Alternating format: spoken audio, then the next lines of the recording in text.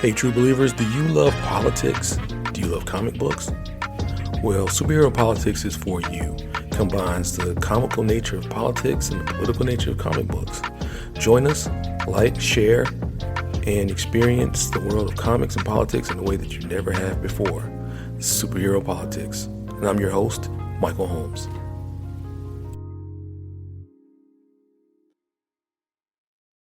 Welcome, everyone, to the latest episode of Superhero Politics. This is a pretty special day. We've got some great guests on today, and we're going to be talking about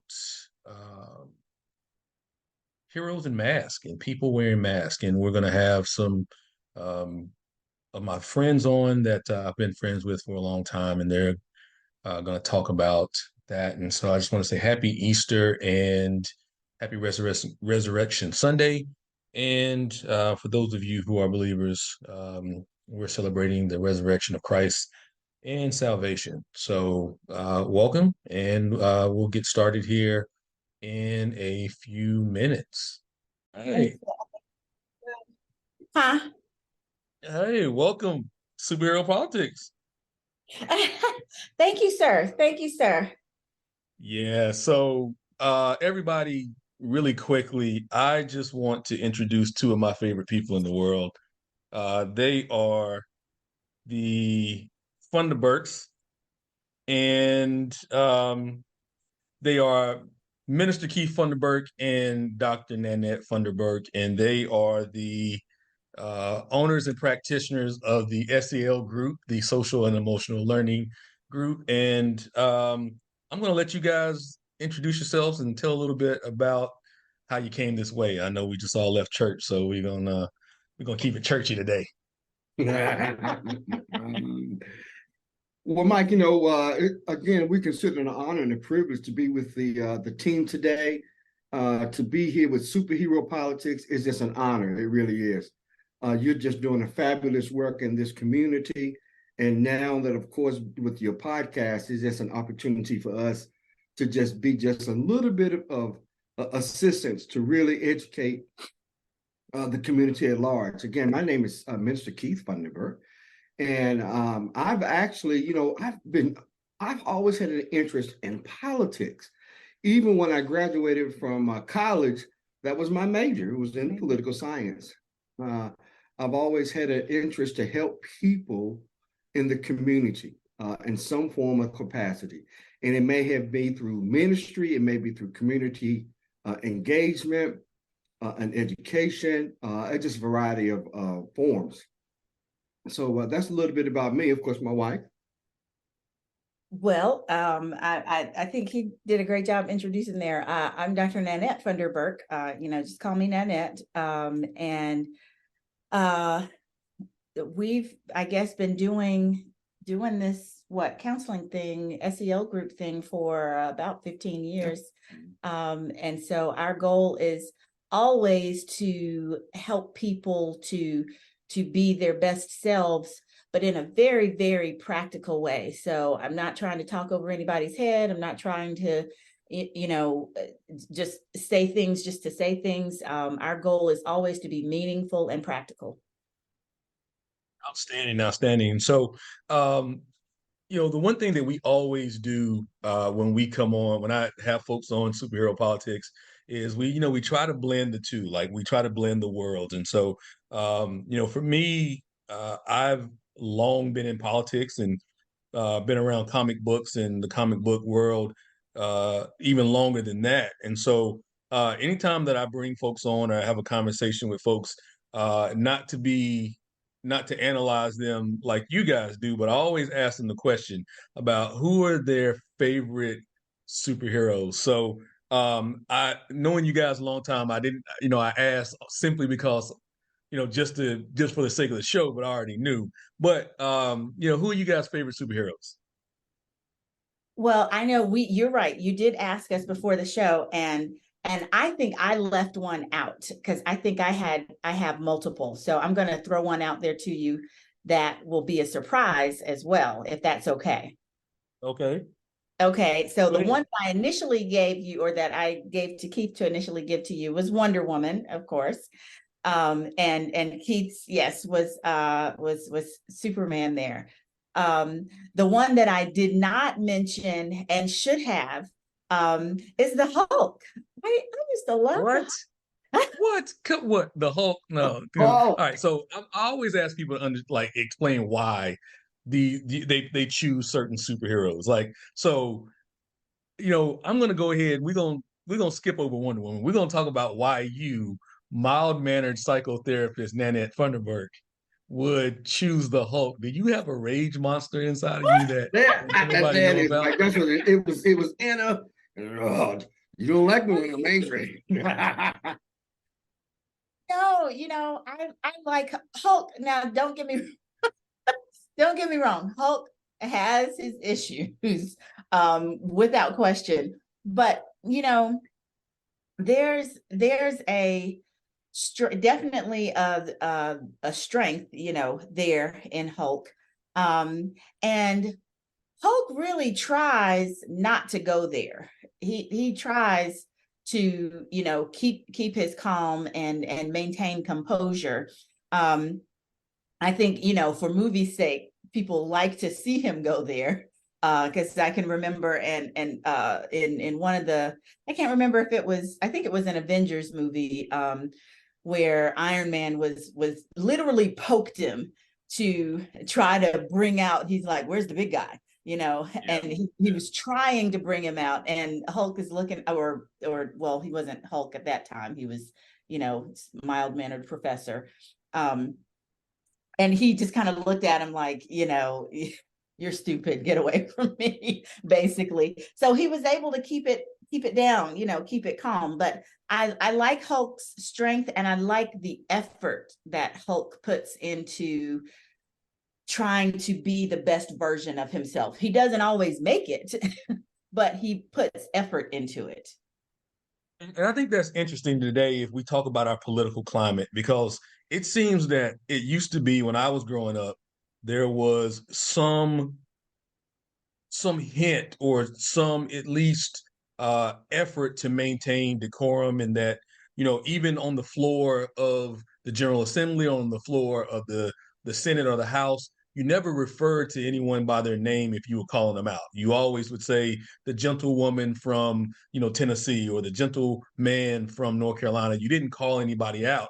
And now we're going on the floor saying people's names and airing all their business, and we see it leaking out into our society, and how, depending on what side of the political aisle you are, you literally have no restraint in what you say about people. Now, I'm not even going to front. I've been kicked off of Twitter more than once, so I can feel your pain there, and so maybe I need to be a little bit more Bruce Banner and a little less Hulk. But I can tell you, it is difficult out here in these streets to deal with folks, and that speaks to mental health. And so, as folks who work in the sphere of trying to help people, um, how do you maintain your mindset, and how do you protect your mental health when you are exposing yourself to this kind of stimulation? Well, I'm gonna take a stab at it, and of course, Nannette, she'll follow up. One of the things I think is extremely important as an individual is that we have a set of core values and what we want and how we want to be perceived as our brand. One of the things I know is in this day and age, there's so many things that are stimulating a person's, I guess, psyche. Between the rise of social media through again, the social media aspects of it, the traditional advertising, and now it's just we are being stoked with so much, and so sometimes I think we have lost our value at our core, the core value of who we are on the inside. If Keith, are I'm you going to talking be now? Keith, are you talking about this personal values, or is this also political values? Because sometimes our politics you would think they would line up, but sometimes folks who espouse certain personal values doesn't seem to always line up with their political values. So, are you talking about the personal or the political values? Well, ideally, the personal values would drive your political value. But in today's environment, it is changed. Now it's so cloudy. You don't, begin to know, what is it they believe on an individual basis versus at a political level. And that's frustrating again for members of the community. If I'm looking at a particular congressional person or a senator, I'm like, okay, well, what is it that they really believe? Because if they're fighting for, let's say, gun rights, but yet they are still are they promoting gun rights, or are they promoting the things that is impacting families across America with people dying? I think I heard one of the biggest numbers in youth deaths might have been school shootings. It's That number is, one.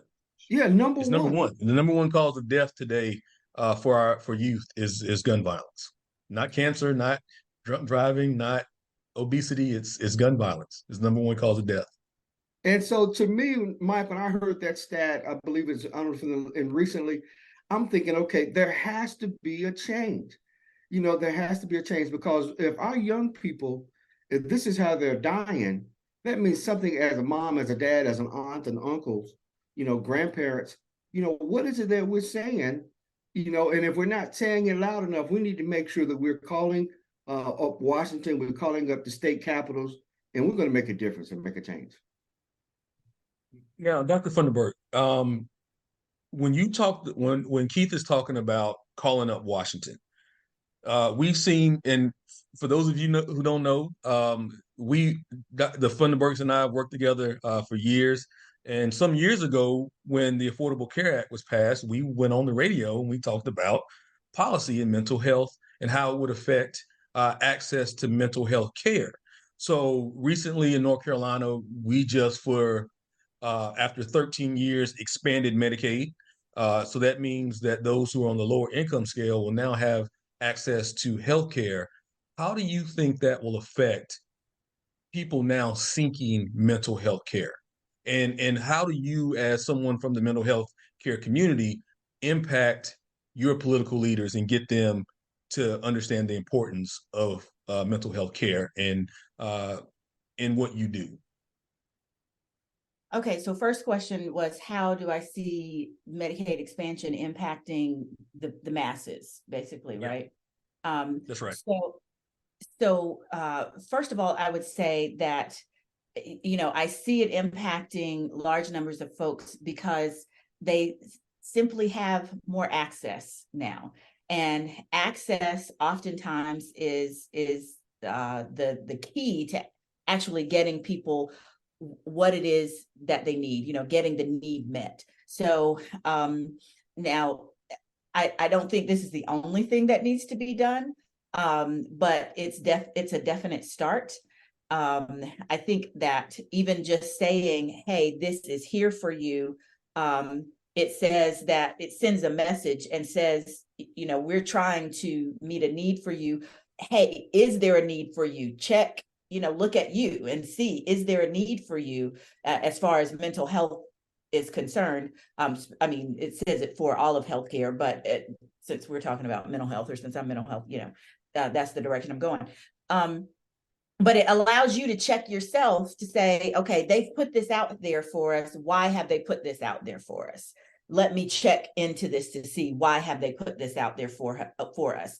And we don't have to look very far to be able to see that mental health is not just a hot topic right now. It's a legit for real thing that needs to be addressed. So I think when people see, oh, okay, now I have a different level of access than I had before.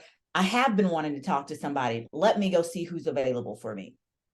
I think it sends a message. Go ahead. I was gonna say, because when we talk about politics and we talk about the comic book world, one of the underlying themes of that is always the mental state of our body politic, and then we look at the superheroes that are in the comic books, and there's always this idea, because you got to have a certain mindset to want to throw yourself into into battle against the forces of evil every day. And so, you know, when we look at mental health, it's something that is addressed in both policy and in the comic world. Like, say for instance, you know, there's always examples of, you know, kind of the hero mentality. And so I know a lot of times that politicians or folks in the public sphere, you know, see themselves as the heroes, but then again, someone who has opposing political views of you sees you as the villain. And so, you know, when you're out fighting and advocating for these types of policies, you know, how do you make sure that you don't necessarily, you know, kind of lose yourself in the daily fight? So that's where you know, all of us can easily have our own mental health issues. So if we're not checking us, you know, if we're not looking in the mirror, you can go there, like Hulk would go there sometimes. You can go there and almost go there in the name of good. Oh, And you know, think that you are doing something wonderful until you look back and see all the carnage that you have left in the wake. You know, you watch these movies, and yes, the superhero does get the baby out of the car and grab the person out of the building and all of that good stuff. But it's like, how many buildings did they knock down to get that one person out? So I right. think there has to be an awareness, and you have to have some folks around you who are going to knock on that door for you and say, hey, okay, yeah, I see what you did there. Let's look at the full picture. Let's look at the whole picture here. Because You know, there lots of times are other things that we need to watch just as closely. they say, you know, the villain believes he's the hero of his own story. So that's, you know, you look at someone like Lex Luthor who says, "Hey, I'm just a human in the midst of all these gods, and I'm protecting humanity, even no matter, you know, even if I have to kill them all to do it." You know, so I think it's just, you know, I think it's one of those interesting paradoxes that we face. So, so we've talked about your favorite superheroes. Who are your favorite political heroes? Because obviously this is superhero politics, so we got to talk about both sides. Who are some of the folks in the political realm that has inspired you guys to do what you do? Well, I'll take it first on my side, and I think about it from an historical perspective. First is Dr. Martin Luther King Jr. You know, we just coming out of April, or we're in the month of April. This is the year of the month that Dr. King was assassinated, April 4th, 1968. And ironically, it was in Tennessee. For Dr. King, he actually, you know, he spoke of a nonviolence. He spoke of how community comes together and make a difference. You know, he talked about how we as an African Americans can use our voice, how we can come together and use the ability to do a sit-in, to do a march. You know, he didn't promote necessarily violence, but he promoted doing something that was good for the man. And he used practical principles that was in the Bible. And I think that was one of the things that really shook America. Gee, is that outdated? Is that an outdated methodology today? Because we look at things like January 6th, and we look at Charlottesville, and we look at what just happened in the Tennessee General Assembly, where those two young, dynamic brothers, the Justins, were there protesting with kids who are trying to stop senseless gun violence so they can feel safe in school. And they were expelled, overturning their elections by the rest of the body. Now, is the King methodology still relevant considering these acts of political violence that we are like? Are we responding? Are we not responding? Because some people would say we need to be a little less Superman and a little bit more Punisher.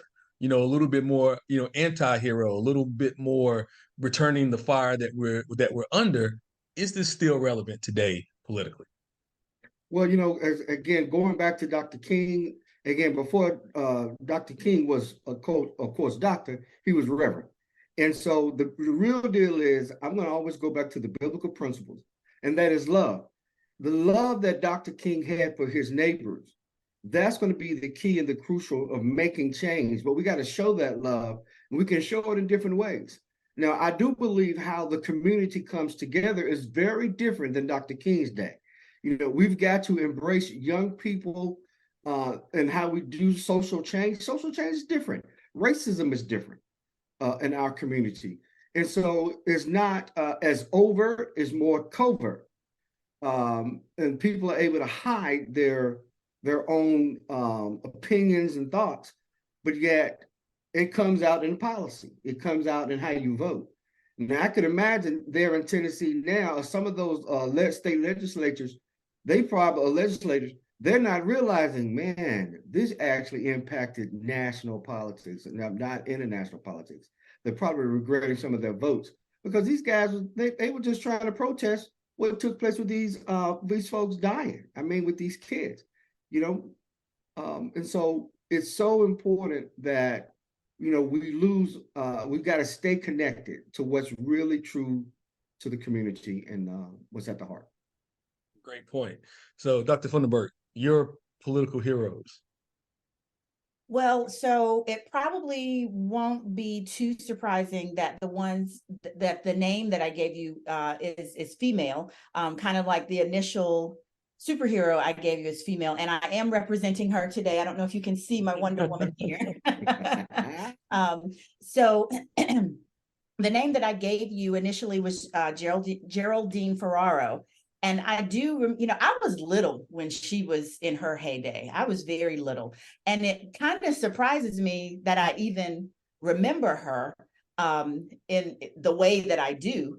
But I think the reason I remember her, well, she was the first woman I remember who was on the ticket for VP. Also, though, some other just kind of like Hulk popped up after I sent Wonder Woman. I had two others that popped up too, but still the same premise is behind them. And so those were Barbara Jordan and Shirley Chisholm.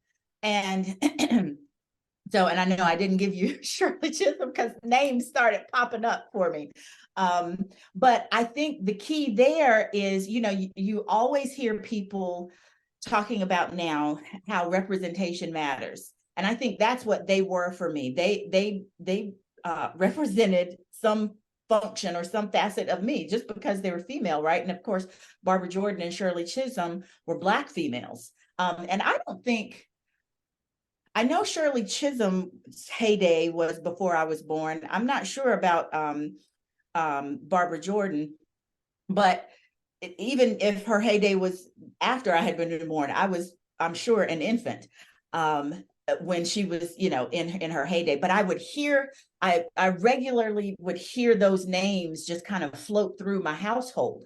And I'm sure I heard other political names float through my household too as a child, but those were the ones that stuck out. And I think it's the representation of, those people are like me. I want to pay attention just a little bit more to them, and I can be just as outspoken as they are. I can make my points just like they can. I can disagree with somebody just like they can, and I don't have to be, you know, I'm born and raised in the South, so I don't have to be that, you know, nice little Southern belle who's sitting in the corner and making dinner. Not that there's anything wrong with that, but I don't have to be that if I choose not to be that. And so I think that's why those ladies really stuck out to me.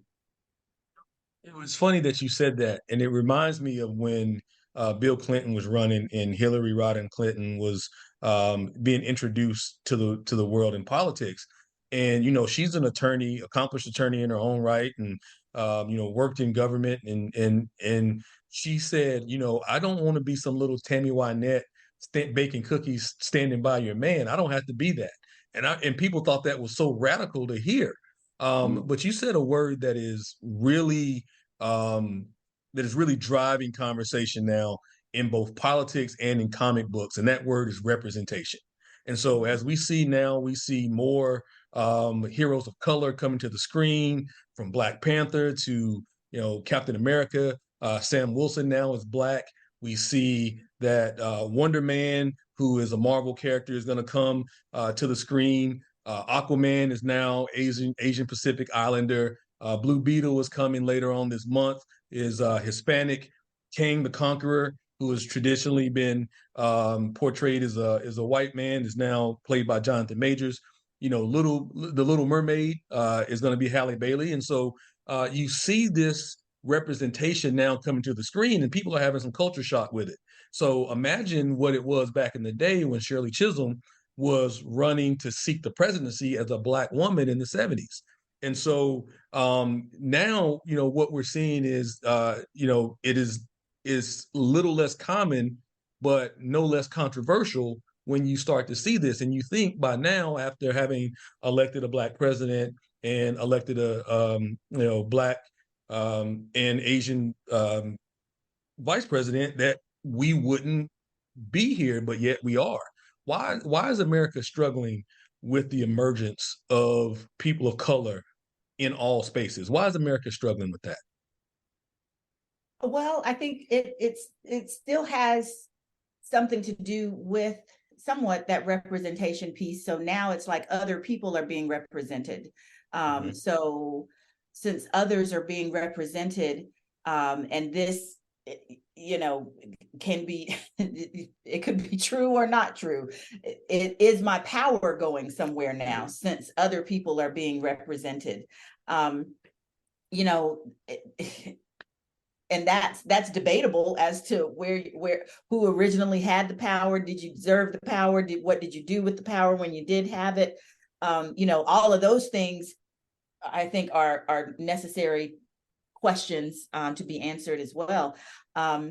I think another point though with representation, and I think we saw this in help me out here, the Warnock and Walker. Yes. Right? Those were two Black Senate men. race in Georgia. Yep. Yes, those were two Black men. And I heard, I can't remember, one of the political pundits mentioning it's not just representation that matters, because I think that was what the other side was thinking. Oh, okay, we've got this Black man up here, so okay, great, we're good to go. But it's appropriate representation that matters, because if you just throw anything up at the wall to see if it sticks, you know, you're probably just going to have a mess up there, which I think was some of what we saw not too long ago with that election. So it has to be appropriate representation. It's not just, you know, stick anybody up there and I'm gonna go for it, you know, because we're no dummies either. So we're going to parse through what is being presented just like anybody else would. But going back to the initial point, I think power is a huge piece of power, and the fear of losing power. And we know that power is an essential theme in the comic world. I mean, who has the most of it, who gains it. You know, we talk about how Thanos sought the Infinity Stones because he wanted ultimate power to reshape the universe. And so power is a theme in both politics and in the comic world. So I want to move on to the kind of the heart of this episode today. And I want to talk about mask, and I want to talk about identities, and I want to talk about how that is relevant in the comic world. And so, as we see that one of the central themes of comic books is the hero's secret identity. So, why do they do it? Why do we have it? Why do they wear masks? But I want to talk about that in the mental health reality. Do we as people, especially as leaders, do we wear masks? And if so, why? And is it necessary? Yes, we absolutely do wear masks. And I think on some level, it may be necessary just because you can't expose everything to everybody. It's kind of like, you know, would you walk outside naked? You know, no, I'm going to put something on. Even when I go to the beach, I'm going to have something on. Most people are going to say that, that they would have something on. So I don't, that's my choice. That's my right to not reveal everything about me to just anyone who's out there. So I think it's definitely a level of protection, but it's it's also it's protection of the vulnerabilities, but also just protection of the things that are uniquely or personally mine. And I can choose or choose not to expose that. Go ahead. But we think about say heroes, and we think about politicians and people who represent us and people that we trust. Is it do we have to have an enhanced level of transparency? So, we've got a few people up here on the screen now. We've got Superman and Clark Kent, and that's the funniest. It's always the funniest secret identity of all time. It's just it's just a pair of glasses. And so we've got Batman who wears a mask, and then we've got Green Lantern, Guy Gardner. He doesn't wear a mask. He doesn't care. But we've got some of these dichotomies up here of some people who are heroes and they don't wear masks, and some people who do. So why is it important? Do we have to have some level of transparency to gain trust? And I really want to bring that because the individual that we're talking about, I want to talk about today, is George Santos. Fabricated his entire life and was able to win an election in New York in a district that's typically held by Democrats. So he had a secret identity that nobody knew about, and it was Miss Katara. Get it, girl? You know. So here he is, living a whole double life, and won a seat. And so now people don't have faith and trust in elected officials or their heroes because they think that everything is a facade or a mask. So, do we have to take the mask off? Do we have to get behind the mask in order to earn the people's trust? So one of the things I guess I would like to add, clarify, is that I still believe that just as human beings, we don't have to share every single thing. It's helpful, especially in this realm of politics, though, if there is congruence or some level of genuineness that flows throughout the things that you see and the things that you don't see. Because that's when I think people are a little like, well, wait a minute, what are you, A does not match B. How to help me to reconcile this? So that's the piece that I think may be missing, is that congruence, that genuine nature, because it seems like, you're showing me two totally different people here. And also when I think about in this situation, and like in others, you really want authenticity. You want someone that's genuine, because when you say one thing publicly and do something different privately, that puts you in a situation. Okay, is this person really being true to me or giving me truthful information?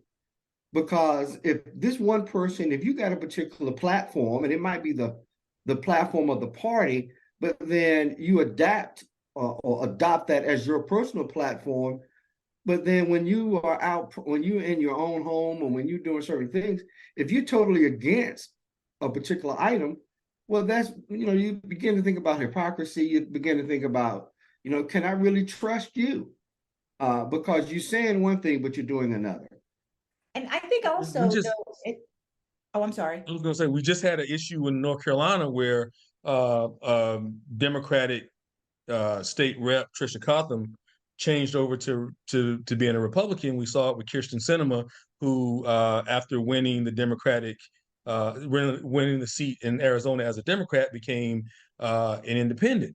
And so we've seen that people put their faith and trust based on what they believe are shared political beliefs, and then the person that they have voted for then changes on them. And so it lends to this lack of credibility in the world of politics, and it makes everyone look self-serving and hypocritical and disingenuous. So, it would be great. I don't know that we would ever be able to get to this, but it would be great if we knew the real whys behind why these things are done, because there are real whys behind why these things are done. But you're right, that is the piece that makes it seem disingenuous and makes people just kind of want to throw their hands up and say, I'm done with it all. But there are still genuine folks out there. I believe there are genuine politicians out there. Now, can you get caught up in that spin cycle of the world of politics? I believe that happens too. So I think the nuances are so much trickier than we are able to even do anything about, or even recognize it sometimes as us standing on the outside. We just don't really know what's going on in that world. And then when you throw in shows like Scandal and all of these other, there's not another show popping into my head right now, maybe like what was the one where the Designated Survivor, those types of shows, that further puts doubt into our minds as to what is really going on here. And then we see situations like Katara versus Santos, and it almost seems like, well, that is a movie, right? That's not real. That didn't really happen. So it does start to shift the way we, as the average everyday citizen, starts to see politics and the way we want to engage in politics, because we're just real everyday average working people. And so it seems like all the people that have the power, they're the ones with all of the sticky stuff going on. Yeah, and that's a great point. And we've got a few minutes left, and I just wanted to kind of, just as someone who's in that world, it is very difficult because now it's just not you that is caught up in the sticky stuff. Now, your kids, your wife, everyone else, because you've chosen to have a public persona, is also caught up in that. And so maybe that lends to why superheroes and politicians both try to conceal the most of who they are, because it's not just protecting them, it's also protecting their loved ones as well. Great So, point. Dr. Funderburk, Nannette Funderburk, and Minister Keith Funderburk, thank you guys for being with me today on Superhero Politics. And so, if you're out there and you are struggling with identity, or you're struggling with anything in the mental health world, please check out the link. It will be in the notes of the show to the S.E.L. group. They are, really great resources to be able to help you with all the things that you're dealing with in terms of mental health.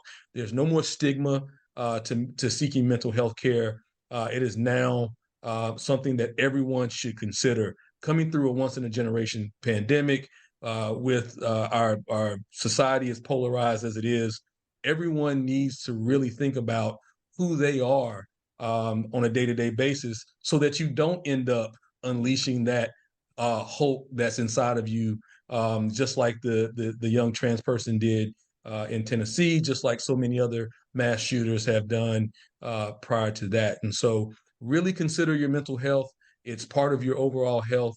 And if you were dealing with anything else physically, you'd go get that checked out, and make sure that you do that now. There are resources just like the S.E.L. group that are there to help you. So until next time, folks, continue to be kind to one another. Look out, mentor, lead, share. You may not have to have a superpower, but you can be a hero to someone. And like I always say, you don't have to be a superhuman to be a superhuman. Until next time, this is your host, Michael Holmes, and this has been Superhero Politics. Peace.